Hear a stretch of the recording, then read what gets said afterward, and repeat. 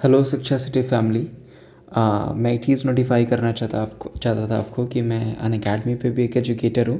तो आप सिंपली मुझे वहाँ जाके फॉलो कर सकते हैं। आप मेरे बहुत अच्छे अच्छे कोर्सेज़ अनअकैडमी पे भी पढ़े हुए हैं। वहाँ पे भी मैं एक वेरीफाइड एजुकेटर हूँ और वहाँ पे लगभग 15,000 लोग मुझे फॉलो कर रहे हैं अनअकैडमी पे, जैसा कि आप इस वीडियो में भी देख सकते हैं। तो आप मुझे फॉलो कर सकते हैं और मैं अपनी जो प्रोफाइल ID है उसके लिंक अपने डिस्क्रिप्शन बॉक्स में दे दूँगा।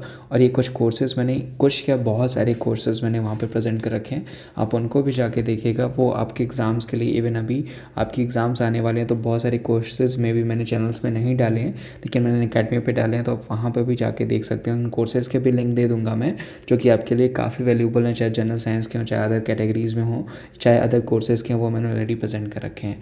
तो उम्मीद है आप इस नोटिफिकेशन के थ्रू और इस लिंक के थ्रू मुझे अनअकैडमी पे भी फॉलो करेंगे, या फिर आप सर्च बॉक्स में जाके, अगर लिंक नहीं भी मिलती है आपको, लिंक के थ्रू नहीं जा पाते हैं, तो सर्च बॉक्स में जाके विमलेश यादव टाइप करके मुझे फॉलो करेंगे। विमलेश यादव जैसे ही आप टाइप करेंगे तो वहाँ पे सबसे पहले नंबर पे मैं ही आऊँगा। ठीक है, तो थैंक यू सो मच। उम्मीद है आप मुझे फॉलो करेंगे और चलिए वीडियो को देखते हैं। नमस्कार दोस्तों, फिर से आपका बहुत बहुत स्वागत है हमारे टीचिंग प्लेटफॉर्म पे। तो कल लास्ट क्वेश्चन हमारा कल का यही था कि हाल ही में 25वां उच्च न्यायालय कहाँ खोला जाएगा, और ये क्वेश्चन हमने आपसे पूछा था, जिसका आंसर बहुत सारे लोगों ने दिया है। जिसमें अच्छा आंसर दिया छोटू भारती ने, उन्होंने डिटेलिंग करी है इसकी। ठीक है, उसके अलावा गुंजन ओझा है, उन्होंने पूरी डिटेलिंग करी है। गोविंद कुमार ने भी अच्छा आंसर दिया है। उसके अलावा हैं गौरी शंकर, उन्होंने अच्छा आंसर दिया। रिंकी ने दिया है। उसके अलावा अशफाक खान ने भी काफ़ी अच्छा आंसर दिया, उन्होंने बहुत सारी डिटेलिंग करी, अच्छे से क्वेश्चन को बताया। शालिनी गंगवार हैं, उन्होंने अच्छा आंसर दिया। अमित कुमार ने भी बहुत अच्छा, और अभय ने भी बहुत अच्छा आंसर दिया। जिन लोगों ने बहुत ज़्यादा अच्छा आंसर दिया है, बाकी सही आंसर तो लगभग सारे लोगों ने ही दिया, जितने भी 40 लोगों ने कॉमेंट किया हुआ है। ठीक है, तो हाल ही में जो 25वां न्यायालय है, जो है उच्च न्यायालय, जो हाईकोर्ट है, कहाँ खोला जाएगा, तो वो आंध्र प्रदेश में खोला जाएगा। ये क्वेश्चन हमने आपको कई बार बता रखे हैं। तो देखिए कितने क्वेश्चन बन सकते हैं आपको यहाँ से, जो आपके एग्जाम्स के लिए इंपॉर्टेंट है। ठीक है, तो एक तो इससे पहले हमारे पास 24 थे, अब 25 उच्च न्यायालय हो गया, 25 हाई कोर्ट हो गया। एक चीज क्लियर हो गई। और कहाँ पे ये बनेगा, तो आंध्र प्रदेश की जो प्रस्तावित राजधानी है अमरावती। ठीक है, अमरावती में ये बनेगा। अमरावती में 2019 में स्टार्ट हो जाएगा, और अमरावती को ही भारत की पहली जस्टिस सिटी भी कहा गया। ध्यान रखिएगा, भारत की जो पहली जस्टिस सिटी होगी वो कौन होगी, तो वो भी अमरावती होगी। ये भी इंपॉर्टेंट है, आपको पूछा जा सकता है। ठीक है, उसके अलावा प्रस्तावित राजधानी है। उसके अलावा आंध्र प्रदेश भाषा के आधार पर गठित होने वाला पहला राज्य है, ये भी हो गया। उसके अलावा आंध्र प्रदेश के जो CM है वो चंद्रबाबू नायडू जी हैं, और वहाँ के जो राज्यपाल हैं तो वो कौन है, तो वो है ESL नरसिम्हन जी। इतने क्वेश्चंस आपके ना आंध्र प्रदेश से बन सकते हैं, तो ये ध्यान रखिएगा, पूछा जा सकता है आपको। इसके बाहर के क्वेश्चन आपको आंध्र प्रदेश से नहीं बनेंगे, तो इतने आप ध्यान रखिएगा। ठीक है, कि 25वां जो उच्च न्यायालय है वो कहाँ खोला जाएगा, तो वो आंध्र प्रदेश में खोला जाएगा। और हम मुझे उम्मीद है कि सारे लोगों को पता होगा कि अभी जो चीफ जस्टिस ऑफ इंडिया है वो कौन है, तो वो 46वें नंबर के हैं, रंजन गोगोई। ठीक है, उसके बाद दोस्तों बाकी ऑप्शंस के बारे में बात कर लें हम, तो बाकी यहाँ पे देखिए राजस्थान है, छत्तीसगढ़ है, बिहार। राजस्थान और छत्तीसगढ़, मध्य प्रदेश जैसे 5 जो स्टेट्स हैं, वहाँ पे अभी चुनाव खत्म हुआ है। ठीक है, तो राजस्थान के CM आपको पूछा जा सकता है, तो वो है अशोक गहलोत जी। उसके अलावा वहाँ के जो डिप्टी CM है वो भी इंपॉर्टेंट है, तो सचिन पायलट जी।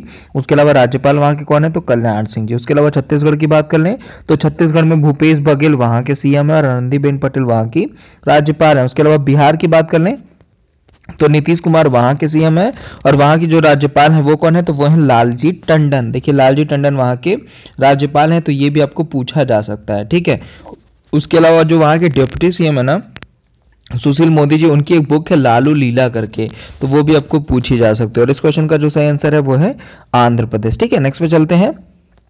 नेक्स्ट दोस्तों, हाल ही में तानसेन सम्मान से किसे सम्मानित किया गया। दोस्तों ऐसे बहुत सारे क्वेश्चंस हैं जो आपके RPF के एग्जाम में, आपके SSC के एग्जाम्स में पूछे जाते हैं, तो इन क्वेश्चंस को आप सीरियस लिया करिए। ऐसा नहीं है कि क्वेश्चंस नहीं पूछे जाते हैं, ये पूछे जा सकते हैं। ठीक है, तो तानसेन सम्मान से किसे सम्मानित किया गया, तो वो किया गया है मंजू मेहता को। मंजू मेहता जी को तानसेन सम्मान से सम्मानित किया गया। आप देखिए चार के चारों ही ऑप्शन आपके लिए काफी इंपॉर्टेंट है। तो मंजू मेहता तो इस क्वेश्चन का आंसर हो गया कि तानसेन सम्मान से सम्मानित किया गया है। उसके अलावा लक्ष्मीकांत शांताराम को, उषा निमोती और अमिताभ घोष को, तो ये भी इंपॉर्टेंट है। तो देखिए लक्ष्मीकांत शांताराम कुंडलकर जी को Mohammed Rafi lifetime achievement पुरस्कार मिला है। तो अगर आपको पूछा जाता है कि Mohammed Rafi lifetime achievement पुरस्कार किसको मिला है, तो वो मिला है लक्ष्मीकांत शांताराम कुंडालकर को। वहीं यूसा तिमोथी को, तो इनको मोहम्मद रफ़ी पुरस्कार से सम्मानित किया गया। तो लाइफ टाइम अगर पूछता है तो लक्ष्मीकांत, अगर आपको मोहम्मद रफ़ी पुरस्कार पूछता है तो ऊषा टिमोथी, ठीक है। उसके अलावा अमिताभ घोष काफ़ी इंपॉर्टेंट नाम है।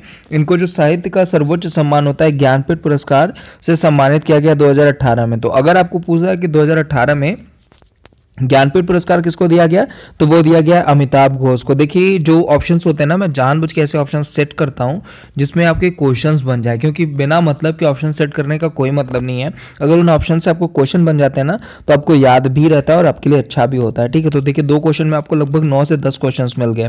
नेक्स्ट पे चलते हैं।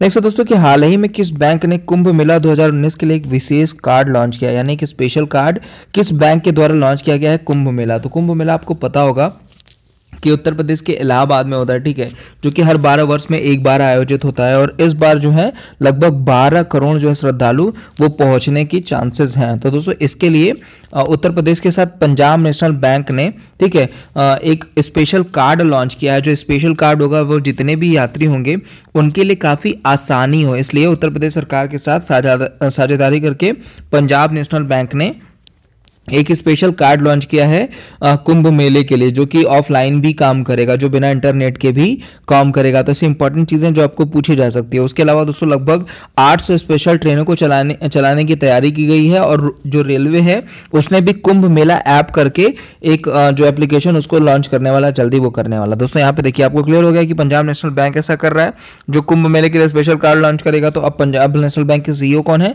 तो वह है सुनील मेहता। ध्यान रखिएगा, पूछा जाता है आपको। सुनील मेहता आपके पंजाब नेशनल बैंक के सीईओ हैं। वहीं आपको स्टेट बैंक ऑफ इंडिया के हेड कौन है, तो वो है रजनीश कुमार जी। ध्यान रखिएगा, अरुंधति भट्टाचार्य के बाद रजनीश कुमार जी बनाए गए हैं आपके स्टेट बैंक ऑफ इंडिया के हेड। वहीं बात करें दोस्तों इंडियन बैंक के सीईओ की, तो अभी आरपीएफ में आपको पूछा भी था, तो वो कौन है, तो वो है पद्मजा चंद्रू जी। ध्यान रखिएगा, पद्मजा चंद्रू जी आपके इंडियन बैंक के सीईओ हैं। उसके अलावा आईसीसीआई बैंक की बात करें दोस्तों, तो इसके कौन है, तो इसके हैं आपके संदीप बख्शी। सारे लोग अभी भी चंदा कोचर लगा देते हैं, जबकि ऐसा नहीं है। अब संदीप बख्शी हो गए हैं आपके जो सीईओ हो गए आईसीसीआई बैंक के। तो ध्यान रखिएगा कि आपको जब भी आपको आईसीसीआई बैंक है तो तुरंत आपको संदीप बख्शी याद आना चाहिए, न कि चंदा कोचर, ठीक है। नेक्स्ट पे चलते हैं।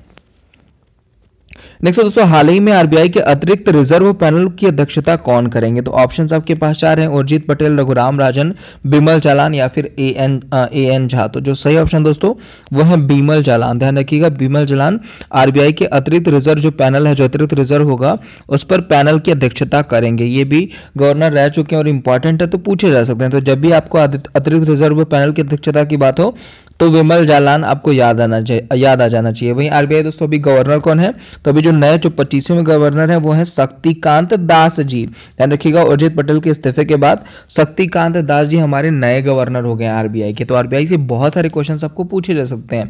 जैसे देखिए सीएफओ, आपको पता होगा कि एक पोस्ट होती है सीएफओ, यानी आपका चीफ फाइनेंशियल ऑफिसर करके एक पोस्ट होती है, वो है सुधा बालकृष्णन आरबीआई की, जो कि पहली है, इंपॉर्टेंट है, पूछा जा सकता है, ठीक है। उसके अलावा इसकी स्थापना कब हुई थी, तो 1935 में, 1935 में मुंबई महाराष्ट्र में इसका क्या है, तो इसका हेडक्वार्टर है आपके आरबीआई का। तो ऐसे क्वेश्चंस आपको रिजर्व बैंक ऑफ इंडिया से पूछे जा सकते हैं, ठीक है। और उसके अलावा दोस्तों ए एन झा की बात कर लें, तो ए एन झा हमारे कौन है, तो अभी ए एन झा हमारे फाइनेंस सेक्रेटरी यानी वित्त सचिव बनाए गए हैं। और राजस्व सचिव कौन बनाए गए हैं, तो वो बनाए गए हैं आपके अजय भूषण पांडे जी। उसके अलावा दोस्तों रघु राजन की बात करें तो इनसे क्वेश्चन बन सकता है। इनकी बुक है I do what I do, जो लगातार आपको पूछी जा रही है। तो ध्यान रखिएगा, अगर बुक पूछी जाती है I do what I do किसकी किताब है, तो वो है रघुराम राजन जी की, जो कि आपको पूछी जा रही है, ठीक है। और इस क्वेश्चन का जो सही आंसर था कि हाल ही में आरबीआई के अतिरिक्त रिजर्व पैनल की अध्यक्षता कौन करेंगे, तो वो करेंगे Vimal Jalan. Option C is a correct option, ठीक है। नेक्स्ट पे चलते हैं। नेक्स्ट दोस्तों, हाल ही में आईसीसी हॉल ऑफ फेम से किस ऑस्ट्रेलिया खिलाड़ी को सम्मानित किया गया। देखिए ये भी इंपॉर्टेंट क्वेश्चन है कि हाल ही में जो आईसीसी है हॉल ऑफ फेम में किस ऑस्ट्रेलिया खिलाड़ी को सम्मानित किया गया है।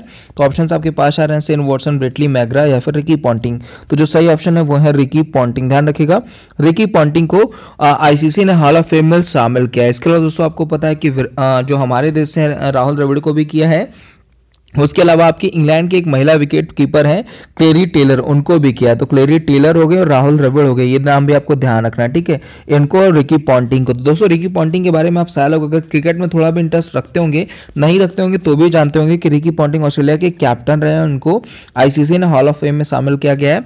इनका एक निक नेम है पंटर, नाम से जाने जाते हैं, तो ये भी ध्यान रखिएगा।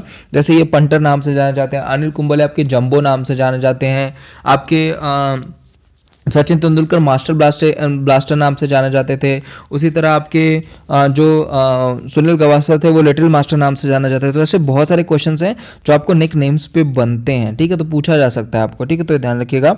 और रिकी पॉन्टिंग को जो कैप दी है ना हॉल ऑफ फेम से सम्मानित किया, वो किया है मैकग्रा ने, जो भी ऑस्ट्रेलिया खिलाड़ी रह चुके हैं। तो इतने क्वेश्चन बन सकते हैं। उसके अलावा आईसीसी की बात कर लें तो आपको पता है आईसीसी का फुल फॉर्म होता है इंटरनेशनल क्रिकेट काउंसिल। इसकी जो हेडक्वार्टर है वो कहाँ पे है, तो वो दुबई में है। दो चीज हो गई।